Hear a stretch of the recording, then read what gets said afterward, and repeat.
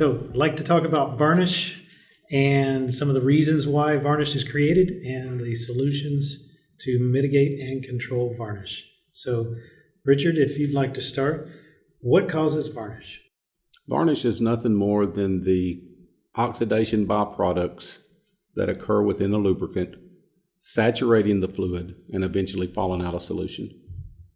Varnish, the root cause of varnish is oxidation. Oxidation is the number one cause of lubricant breakdown. And to not get too deep in chemistry and make this too confusing, oxidation is simply the loss of an electron. So we now have this molecule that has a net positive charge.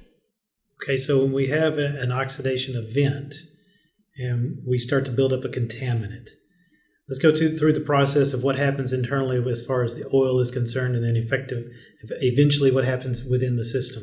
So we're going to have this oxidation that starts to get created, and we have an oil that has a saturation capacity. What happens next? So oxidation occurs, and when a lubricant is new or newer, it has the ability to maintain these oxidation events in solution. Now, when oxidation occurs, there has been a slight chemical change to the molecule itself. It's no longer the lubricant. It can form an acid, it can form an alcohol or some other type of a byproduct. But at that point in time, it has also gained specific gravity. So that molecule is now slightly heavier than the lubricant itself. But early on, the lubricant is able to maintain that oxidation byproduct within solution. We call it in solution or in a dissolved state.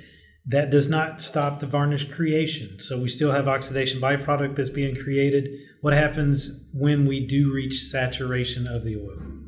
When the fluid becomes saturated with oxidation byproducts, the next oxidation event becomes or creates an insoluble molecule.